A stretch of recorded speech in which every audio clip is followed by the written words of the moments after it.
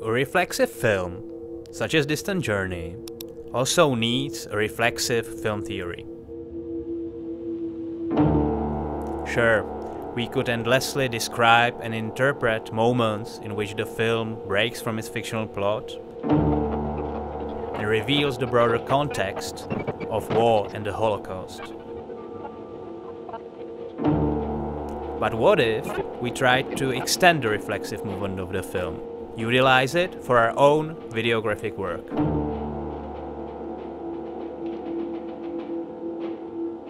Distant Journey's main reflexive elements are the so-called trick montages, moments in which fictional events shift to a small frame in the lower right corner, while documentary or newsreel footage starts to appear in the main frame. In this way, documentary and fictional, the big and small history of the Holocaust, come together in one cinematic shot. What's crucial though, these elements are valuable in their own right, regardless of the fictional world. Not only do they show us two different registers of reality, but also mode of seeing, which allows them to be compared and transformed. From today's perspective, we could call this a split-screen mode. This mode will serve as a means to analyze the film through its own media elements. First, a brief context. Distant Journey, or Daleká cesta, is a Czechoslovak film from 1948. However, it is known that it wasn't really finished until early in 1949, and in any case not released until June that year. Moreover, due to problems securing the authorities' approval, the distribution was very limited. Still, the film later became successful abroad. It was appreciated, for example, by the French film critic André Bazin. The film was made by Alfred Radok, who until then was mainly a theater director. He adapted a story by Éric Collard, from whose relatively simple plot created a multi-layered artistic report operating on 3 levels. On the first level, it's a melodrama about a Jewish doctor named Hannah and her husband Toník, who tried to survive in Nazi-occupied Prague.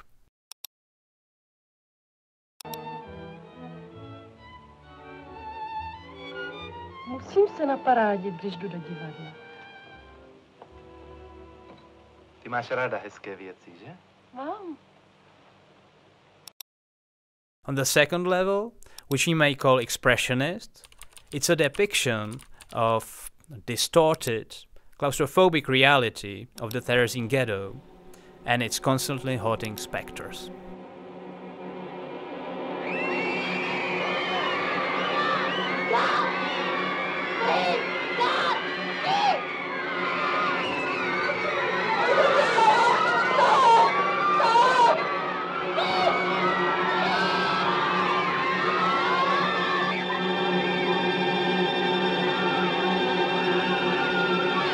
And on the third level, there are these documentary sequences, which at first glance seem to put the fictional events into historical context, but also take on a more specific, let's say, media reflexive role.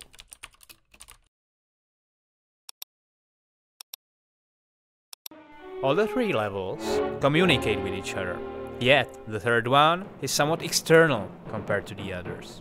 If the expressionistic scenes at least indicate what could be representable of the horrific experience, documentary sequences show us what's happening outside the frame, off-screen, yet without denying the existence of the frame. So, a single image is not enough.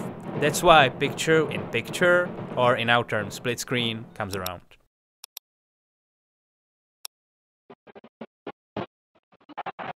The first split screen comes at the end of the second sequence.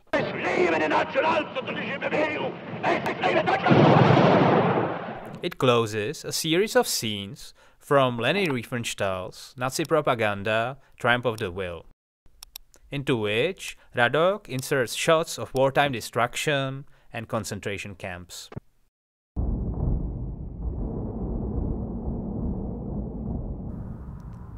But why, specifically, a split screen? We must return to the beginning.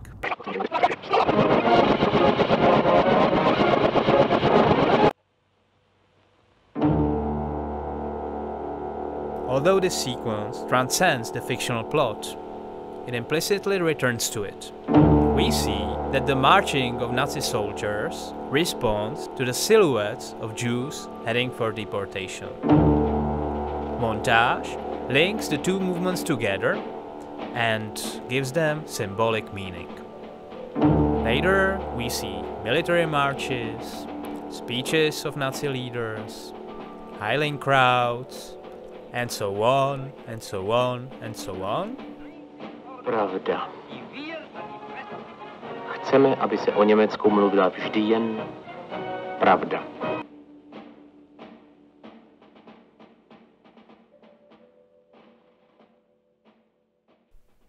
But now wait. This shot of a Terezín gate clearly isn't from the Nazi film. Nor does it look like a scene from a newsreel. And yet it seems strangely familiar.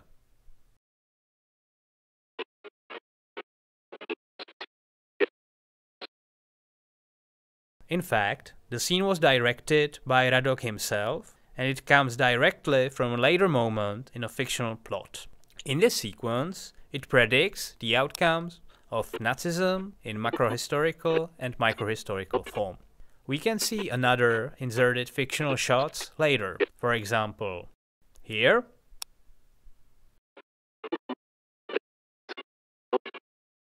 and also here. And thus, the final linkage of documentary and fiction in the split screen is not that much of a surprise.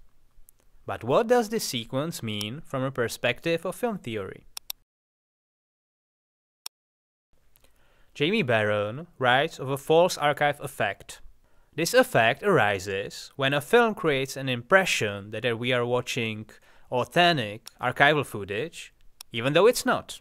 This effect can be achieved in various ways, such as through fictional reenactments or manipulation of archival material, with the aim of challenging claims of any visual representation to exclusive truth.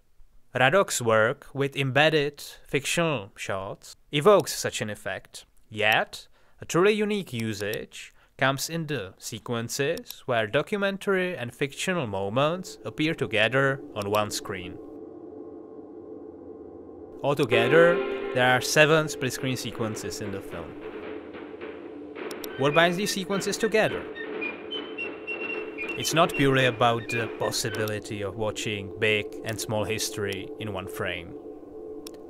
Even the subversive montage of newsreels or symbolic freezing of events are not in themselves that crucial. The main thing is that the viewer gains a significant freedom to look for connections and differences between two layers of reality. For example, the third sequence explores the tension between presence and absence. On one hand, there's the darkened room after the professor has committed suicide. On the other, there's the absolute transparency of Nazi symbols. And then the roles reverse. The action in the miniature again acquires distinct contours, while the large image only hints at the existence of an unknown concentration camp. Thus, the interplay of the visible and invisible occurs alternately, on both fronts.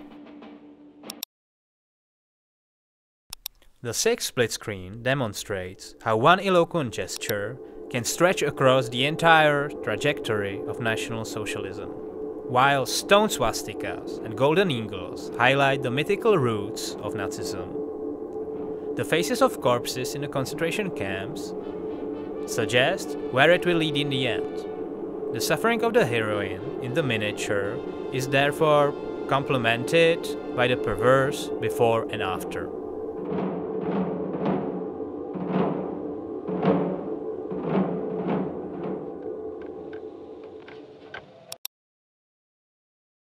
The final split screen links archival and fictional elements most strongly.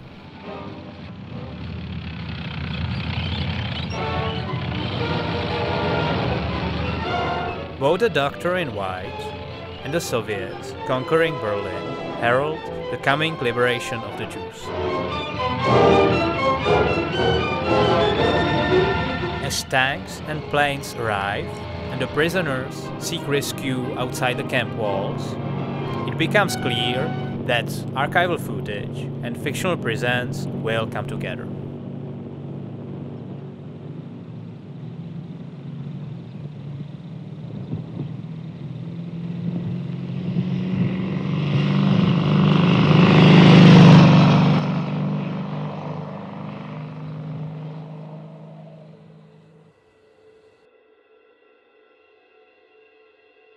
The false archive effect of Distant Journey therefore arises not only from manipulation, but also from a technique of vision that allows us to track the changing relationships between two visions of the Holocaust.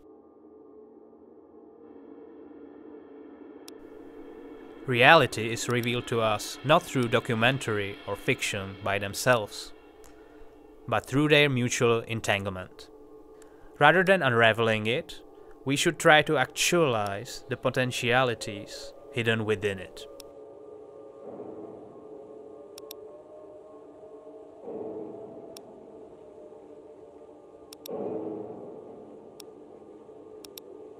Seek ways to liberate the reflexivity of the film from a particular fictional universe and project it into the way we see the world.